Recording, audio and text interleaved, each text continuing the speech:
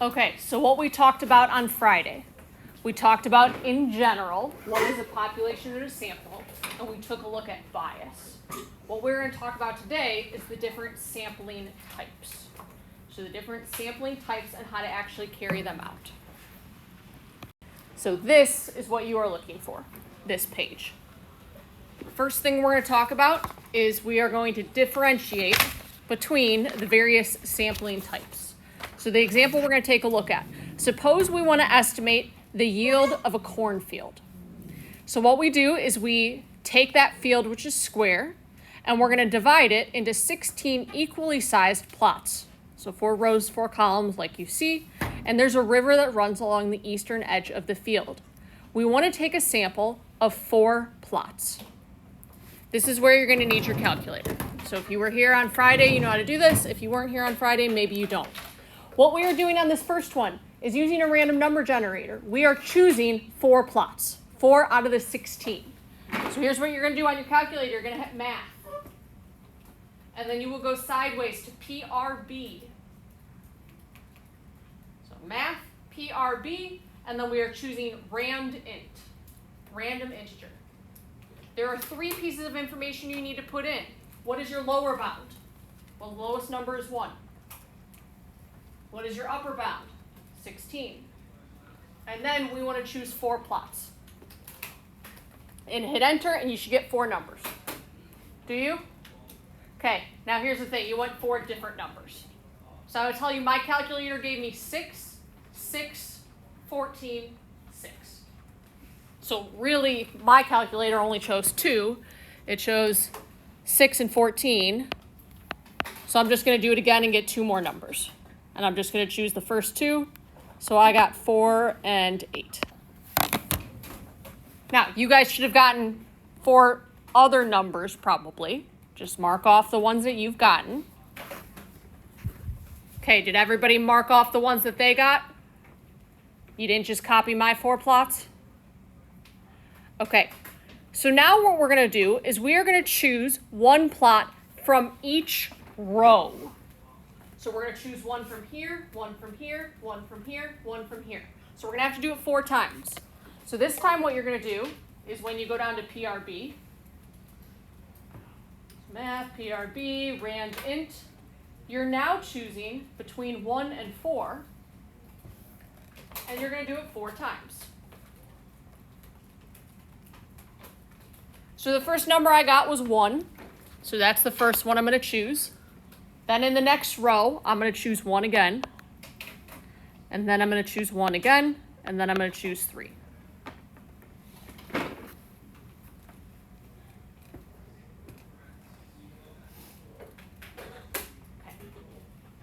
This is just an activity, so if you have different numbers, you're not following what I'm doing, that's fine.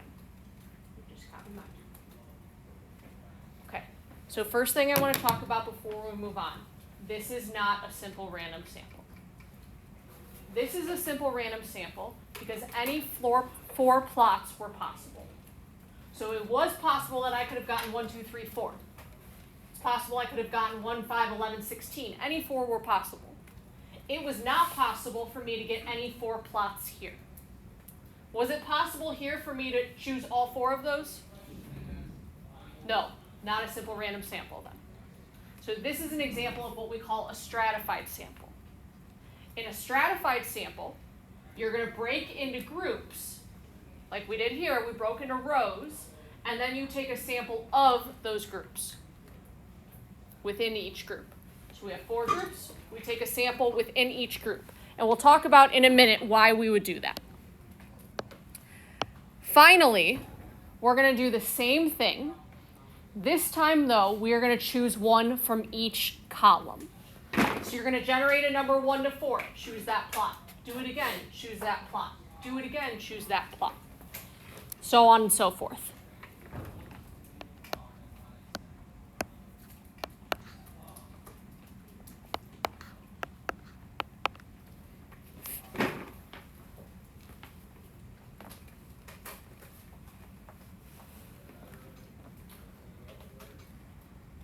These are the 4 plots I ended up with.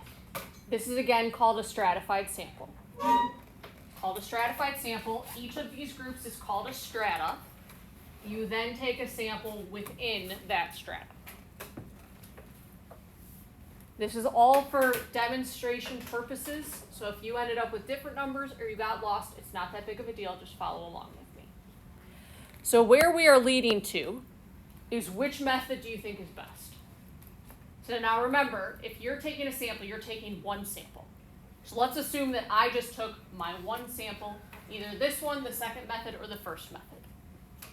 We talked about on Friday, what you want is you want a sample that is representative of the population. So if we look at our population of all of these plots, do we think they all grow exactly the same way? Why not? What are some things that are going to affect how the corn is growing on these plots? Bianca? Some of them are closer to the river. Okay, that is the clear, obvious one, right? These are probably going to grow differently because they're near the river than these on the left. What else are some inherent differences that are going to be the case?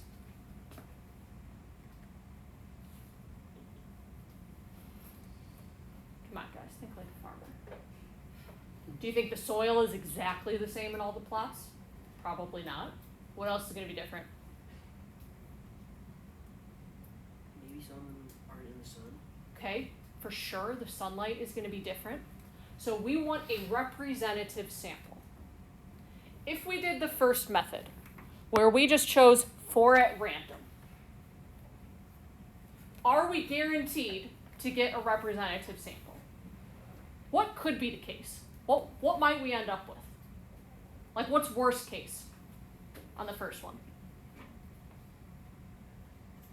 Worst case scenario, super biased sample. What would we end up with? They're all by the river.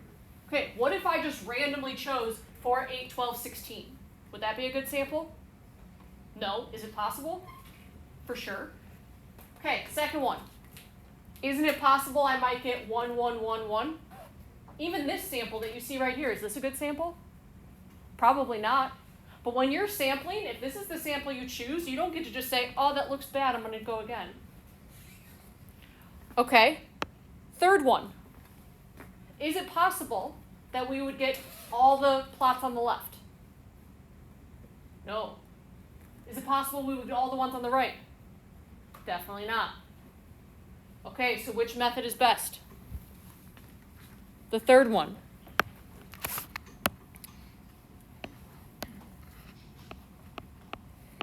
This is called a stratified sample.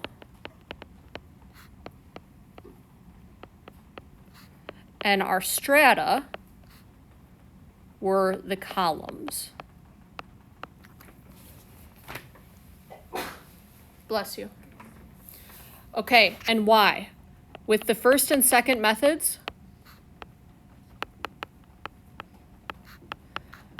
we might end up with all plots by the river. So this would be a bias. Now, that's not enough. That is not sufficient. The question is, why is that a problem? Why is it a problem if I get all of the plots that are by the river?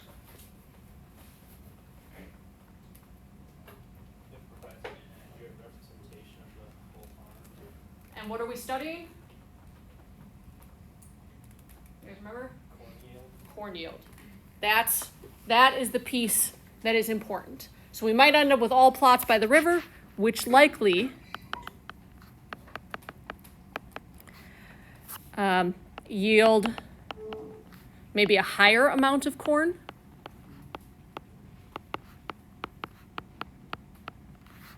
Or at least different than all plots because of the river.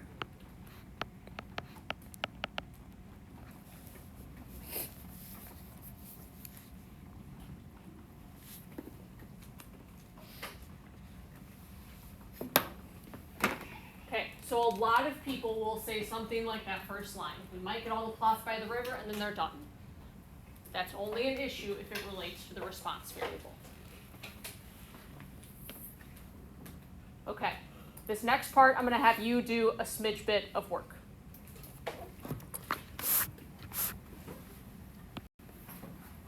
Let's say now this was the actual yield of those plots.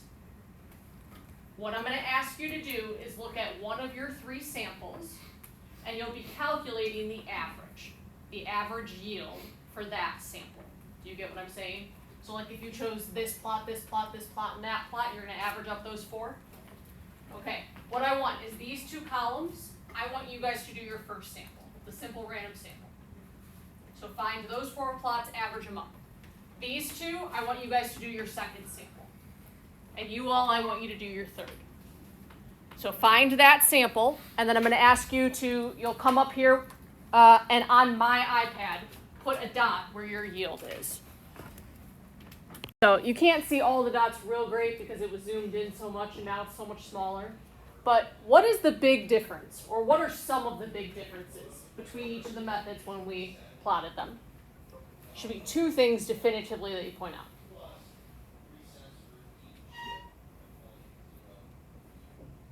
What kind of data is this? Numeric or categorical? Numeric. What do we talk about with numeric data? CSSU. Okay, great. Do they have the same center? Probably not. Do they have the same spread? Definitely not. Do you notice how the spread for this last one is significantly smaller than the first 2? Okay, that is a huge reason that we use a stratified sample. So let's talk about, now that we've gone through all of that, what is a stratified sample and why do you take one? Okay, simple random sample is one where it's a sample chosen in such a way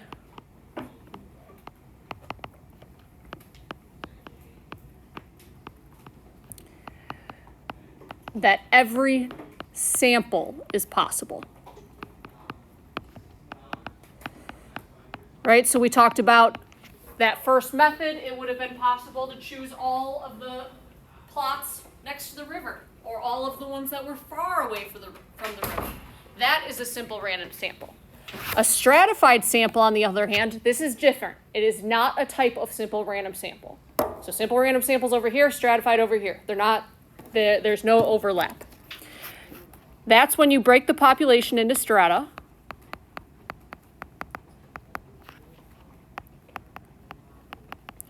And the strata should be homogeneous within. Then you take a simple random sample within each. Okay, so your strata, the plots within each strata should be similar. So in every strata, the plots should be similar in that strata, but different from the next one. That's why method 2 didn't really work for us. Method 2, the strata was horizontal. The plots in each row were not similar. Whereas in the last method, first column was similar, second column was similar, so on and so forth to the fourth one. So your strata should be similar within, but different from the next strata. And then you take a sample within each. So the benefit of using a stratified sample, the big benefit is that it reduces variability.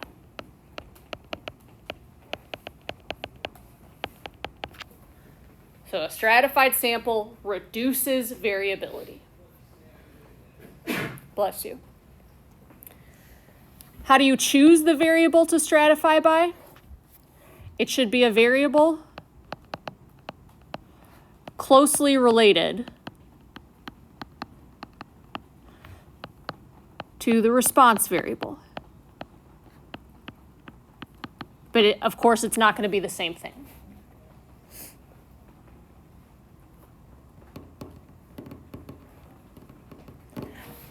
For example, let's say that we want to do a poll on pension reform. I want to do a poll on pension reform. So I want to poll people and ask, what do you think about the current pension system for firefighters, teachers, so on and so forth? What do you think? There's a few different things that I could consider. First, I could consider polling on gender. What that means is I would have a male group and a female group, and I would make sure that I took a sample of males and a sample of females. So initially we might think, well, that's good. You want to have both males and females in your sample, which is true. Is there reason to believe that males and females might have differing opinions on pensions? Maybe. That's a hard one to argue. If instead we considered age. So my strata maybe are 20 to 40, 40 to 60, and 60 on up. Is there reason to believe that younger people might have a difference of opinion on pensions than older people? Yes. This is how you would want to stratify then. Stratifying by gender would make no sense at all. And that's because within each age group, people are going to probably have similar opinions on pensions, but it'll be different from the next age group. That makes sense? Okay. We are going to talk about one last thing, and then we will take a break for a few minutes, and come back. Any questions on stratified sample before we keep going? Okay, there is another one that is called a cluster sample, and people generally tend to get these confused. A cluster sample, clusters are heterogeneous. So each cluster should be very diverse. So the clusters all kind of mirror each other. Then you take a simple random sample of clusters and you include everyone.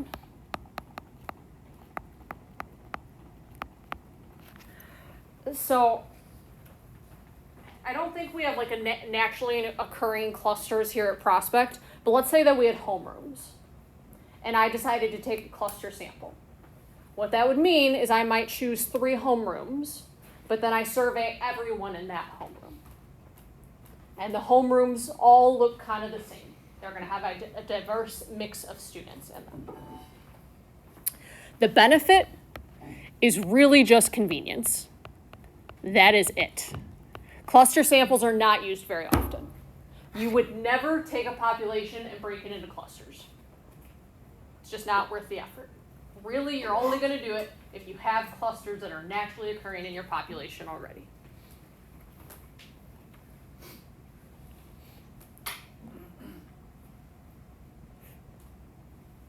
Okay.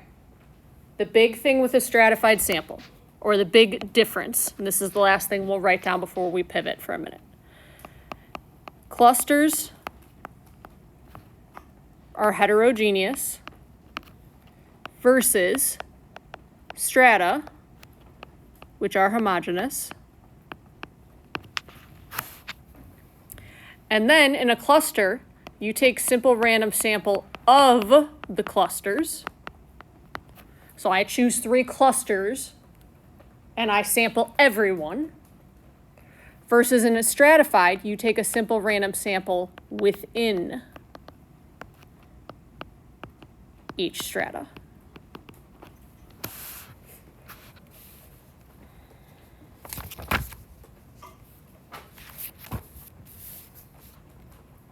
So here's what we're going to do. We're going to do an example. We're going to start out together.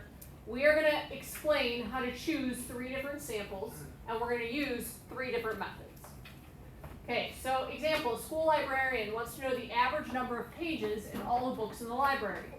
The library has 20,000 books arranged by type, fiction, biography, history, and so on, in shelves that hold about 50 books each. Okay, so what you all are going to do in a minute is you're going to do part A. You are going to choose a simple random sample of 500 books, and you're going to use the hat method in a minute. And then you're going to do example B, which is a stratified sample, this time you're going to use a random number generator. And what we're going to do right now is together we are going to do C. So we're going to do C together, and then you're going to go back and do A and B. When you are describing these samples, you need to be specific enough so that it could be carried out. What I want you to imagine is a robot that only does exactly what you tell it to do. So that's the level of specificity I'm looking for. So C, explain how to select a cluster sample of 500 books. So we need to figure out what are our clusters. Clusters should be pretty diverse in terms of number of pages, since that's what we're studying. At a library, any idea what we could use as our clusters? Genre, what do you think? Within fiction, are all of the books going to be diverse in terms of page length? Biography, history books? Maybe. I would tend to believe that like history books are pretty long. Biographies maybe shorter, fiction even shorter than that. Genre is a good idea for what? Stratified. Stratified sample. Okay, cluster sample. Maybe you're going to use shelves. That goes along with type, but shelves might be a little bit better. They might be a little more diverse. So what we're going to use is we're going to use a random number table. For a random number table, we have to number all of the shelves, all of our items. So if I take those 20,000 shelves and divide by 50, there's about 400 shelves. Okay, so again, I'm doing this with a level of specificity that a robot could carry out. I'm going to number the shelves 001 to 400. You have to have the same number of digits if you're using a table. Do you guys know what I mean by random number table? Just like a whole bunch of random numbers? Can you picture what I'm saying? No, not really? I don't think I have one. Like it's literally just random numbers, like 5, 7, 3, 2, like 1,000 of them on a page. Can they repeat? Yeah. Okay. Yep, they can repeat. Okay, so if you're going to use a random number table, all of the items have to have the same number of digits. So we're going to number the shelves 001 to 400. And then starting at line 1 on the random number table,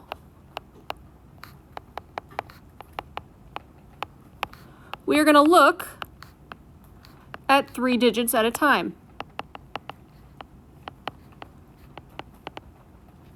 And I'm only looking at 3 digits at a time because I used 3 digits. If each shelf holds 50 books, and I want 500 books, I need to choose 10 shelves. So we will stop when we have 10 numbers that are 001 to 400.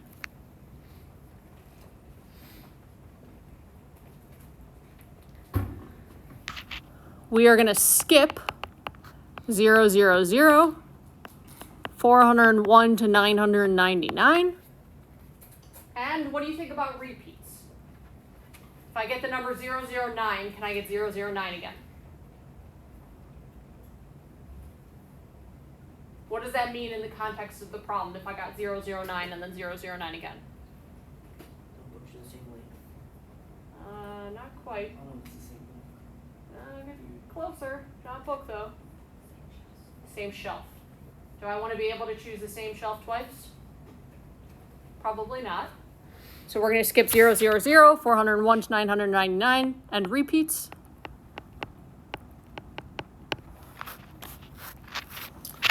So we now have our 10 shelves. We still need one last sentence though. What do we want with these 10 shelves? With a cluster sample, you are choosing all the books on those shelves. So now our sample is all 50 books on each. I'm going to reword this. Sorry. I'm going to reword this. I'm going to refer to these numbers. So these 10 numbers represent the shelves in our sample.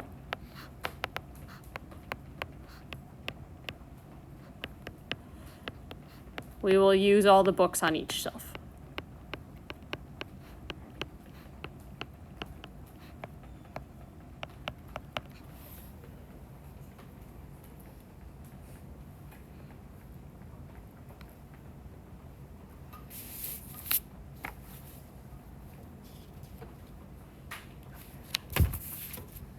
Okay.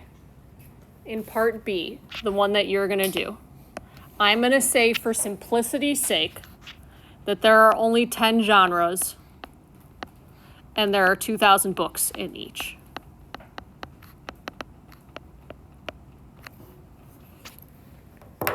Okay, so you'll have a few minutes to do the simple random sample using a hat, and then doing a stratified sample using a random number generator. The random number generator is what we did on the calculator. Were you required on the calculator to have the same number of digits? Like when we went 1 to 16, did you type in 0, 1, and 1, 6? No. So it's only for the cluster that you have to do that. Okay, I want you to take 5 minutes and do both of those, please. Okay, A, a simple random sample of 500 books. How did we start? Oliver? Write all 22,000 book names on pieces of paper. Okay, so you're going to write all 20,000 book names on pieces of paper. You could have numbered the books first, so if you want to number the books, put the books in a hat, fine, you can do that. Okay, what is the most important thing that you have to do after you write those on pieces of paper? You're going to mix them. So you're going to put in a hat. And then you're going to mix. I cannot stress enough, if you don't say mix, you're not going to get credit. So make sure you write that. Okay, then what? Draw 500 books without replacement. So you're going to draw 500 slips without replacement. What does without replacement mean in simpler terms? Don't put it back in. Yeah. Once you take the paper out, it's out. Did we put one last sentence in here? Because we should have. These 500 books are those chosen for the sample.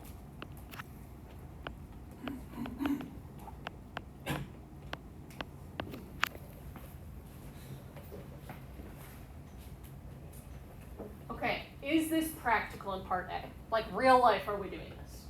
Absolutely not. I don't care, you still get credit for it. So if you like the hat method, that's great. I love the hat method. It's what I'm going to use when I am free to choose my own. It doesn't have to be practical though. Okay, B. If we have 10 genres and we take 50 books out of each, that would give us 500 books. So ultimately what we need to do is decide or describe how you're choosing these 50 books in each genre. So what I would do is I would say, for genre 1, number the books 1 to 2,000.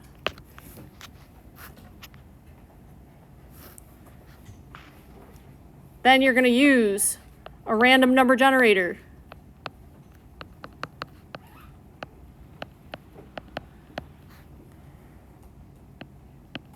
With bounds of 1 to 2,000.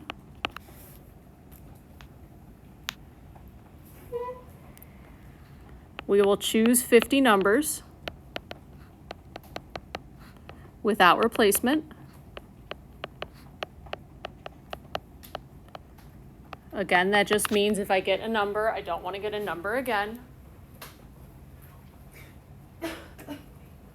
And then what else do we need to say? What do these numbers represent? Books for the sample. Okay, these numbers represent the books chosen for the sample.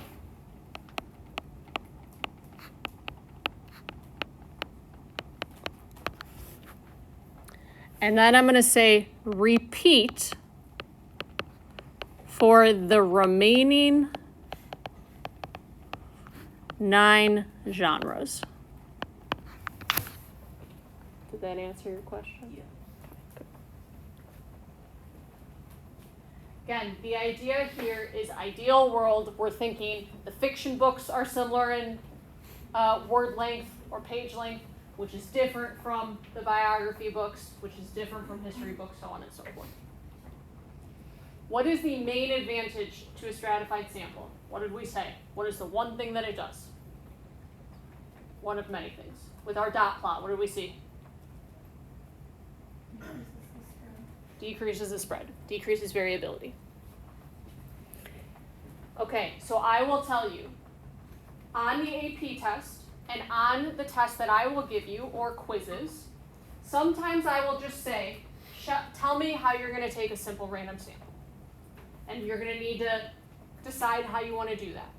Occasionally, I do see you being forced to use a random number generator. That's the only one I've ever seen that you're required to use sometimes. If you're not required to use that though, pick whichever method you want.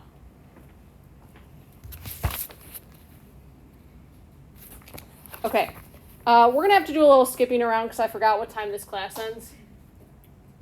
12:15. Okay, so in 9 minutes, we got kind of a lot of things to get through.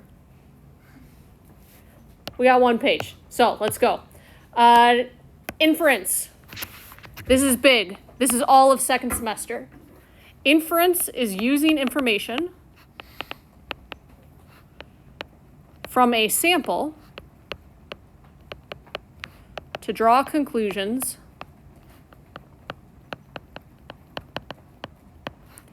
about a population. So like we talked about on Friday, that's the entire basis of statistics.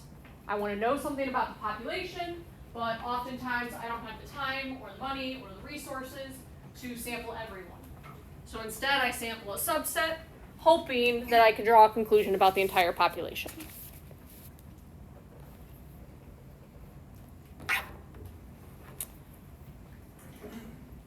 Okay. Sampling variability. We talked about this a little bit.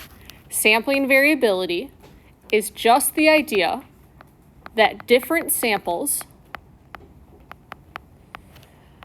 from the same population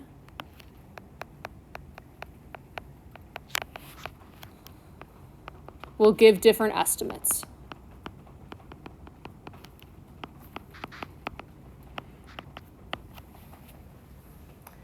And we saw that in the corn yield.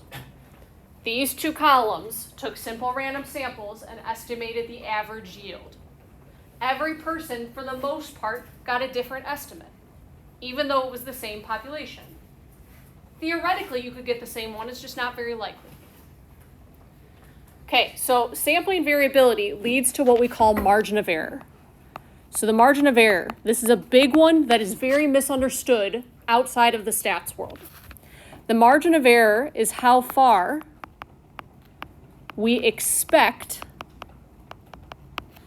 the estimate to be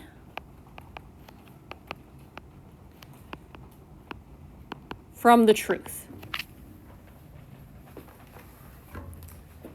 So we took a sample mean to estimate a population mean. So how far we expect our sample mean to be from the population mean, and it's really at most. That's what the margin of error is. At most, how far we expect. Okay, this is what I really want us to understand. The margin of error does not correct for bias or mistakes. Just variability.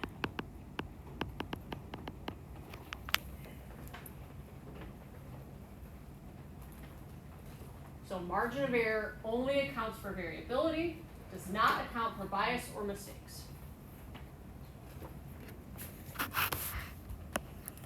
Okay, we're gonna do a little flying through. Increasing sample size, smaller variability then.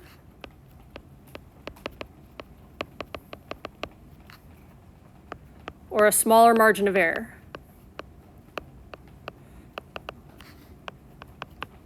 So statisticians will often choose to take a bigger sample so that they have a smaller margin of error.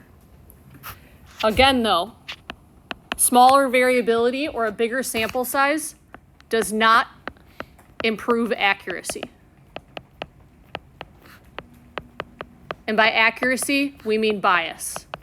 If you have bias, taking a bigger sample is going to do nothing. Bias or accuracy has to do with your design.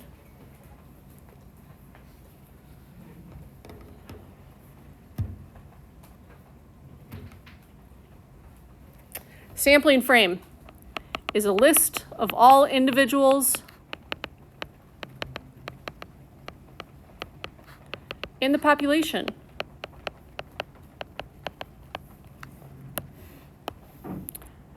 In real life, we really don't have sampling frames. Right? We do here at Prospect. If my population was Prospect students, I can get a list of all the students. But it is much harder to get a list of everyone in the population.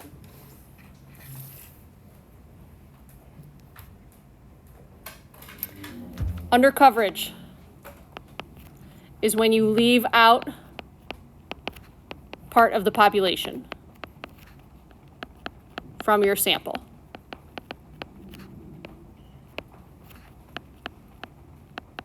We already talked about that. We just didn't use that term. So if we're doing cell phone surveys, for example, who am I leaving out?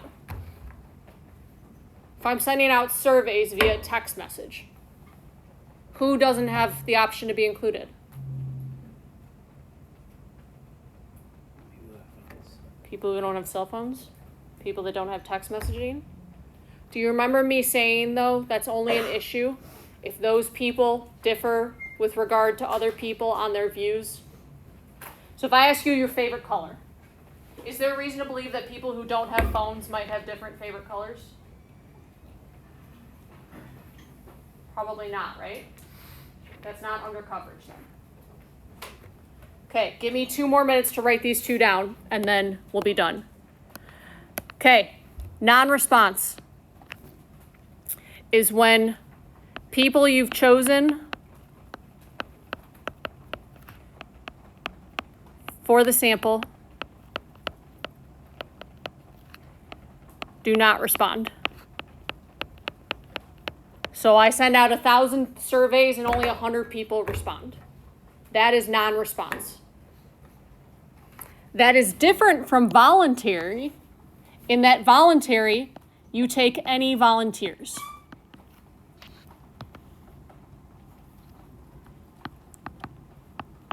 So if I'm a radio DJ and I say, hey, call in and tell me who you're going to vote for, that's voluntary response. Because anybody at all that calls in is part of my sample. Versus, I've chosen 1,000 people, but some don't respond. What is the issue when you have some people respond like that and some that don't? People with a strong opinion normally answer. People who don't care don't. How do you fix this? You got to follow up. Follow up, offer money, something like that. And last thing, sorry that we're going through this so quick. Response bias is anything that influences the responder. or the respondent, really. Example, wording of the question, interviewer appearance.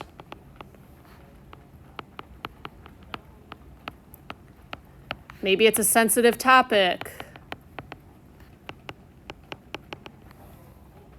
So on and so forth. Please, I know I'm taking us long, write one last thing down.